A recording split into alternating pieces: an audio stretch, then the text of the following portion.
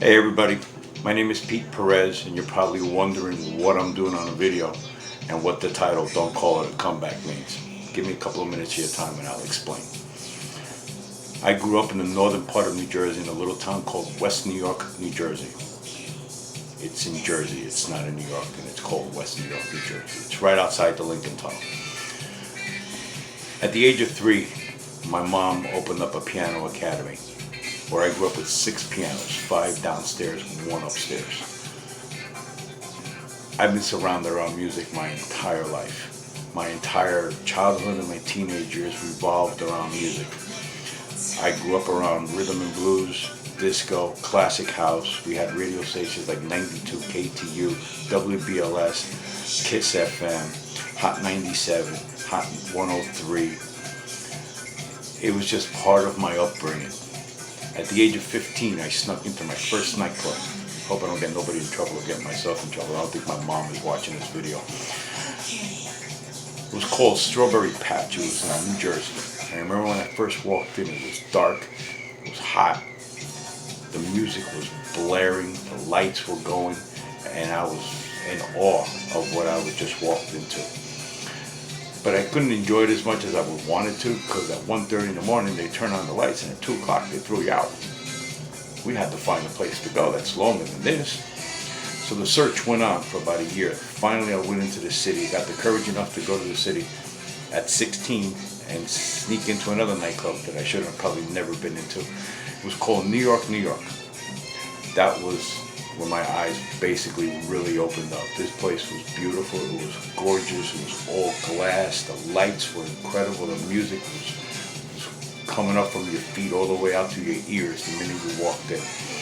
I was hooked right then and there. Then the search started continuing every weekend. Where we gotta go? We would go out and buy new clothes on Fridays to get ready for Friday and Saturday night because we were going somewhere. At the age of 17, I snuck into the garage with a friend of mine who had a pass. And I got to listen for the first time a DJ by the name of Larry Levan. I never heard of Larry Levan until that day. And from that day on, I've never forgotten Larry Levan. Larry Levan is probably the greatest DJ that I've ever seen or heard, period. I was also encouraged by DJs like James Fredericks, who worked at a nightclub called Starbucks, not the coffee joint, actually it was called Starbucks. Another DJ by Jose the Animal Diaz, who was out in Jersey, Dan Pucciarelli back at Starbucks, and then the person that basically changed my whole look on life as far as this business goes is a gentleman by the name of Jim Maxwell. Jim Maxwell and I became really close friends, and he taught me how to DJ. And I would prepare a couple of sets with him, and he knew that he needed a break every night he was playing, so he gave me 45 minutes to an hour, because after that I didn't know what else to do because he didn't teach me that much. But as the time went on, he kept teaching me, that he got me my first gig in a nightclub in New Jersey called Quincy's. And from that moment on, I started spinning in nightclubs around the New York, New Jersey metropolitan area. There was Quincy, there was Sid's, there was Nichols Alley, Park Savoy in Florham Park, New Jersey, El Torito's in the Bronx.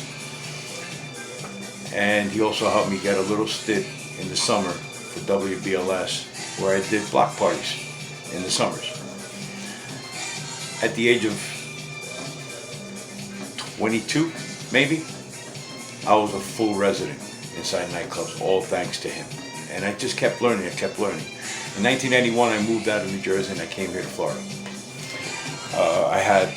My family was here, I wanted to get close to my family, I wanted to start a new family by myself.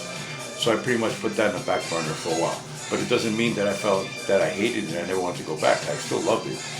Because nowadays you can't even turn on the radio because there's nothing on to listen to. So this was always boiling inside me. I don't remember the last time I went to a nightclub because I wasn't ready for that night to be the last night that I went.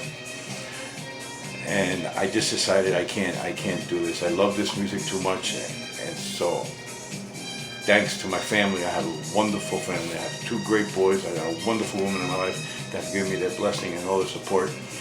That, don't call it a comeback, but I'm coming back. After 28 years, I'm coming back. It's gonna take me a couple of weeks because I got new stuff I got to deal with. It's not 1200s and it's not Bozak mixer or anything like that. I gotta stay up with the times now. So in a couple of weeks I'm coming out with something new, and hopefully I'll become a familiar face to you guys, even though my mom said when I was growing up I have a face made for radio. Let's see if that comes to fruition or not. But in a couple of weeks I'm coming out with something. I'm gonna post it, see if anybody likes it, and we'll take it from there. I want to thank you guys for hanging out with me in this video, for not pressing the stop button and going somewhere else to go play Fortnite or something. So remember, I'll see you in a couple of weeks. Take care of yourselves, take care of your family, and peace out. Bye-bye.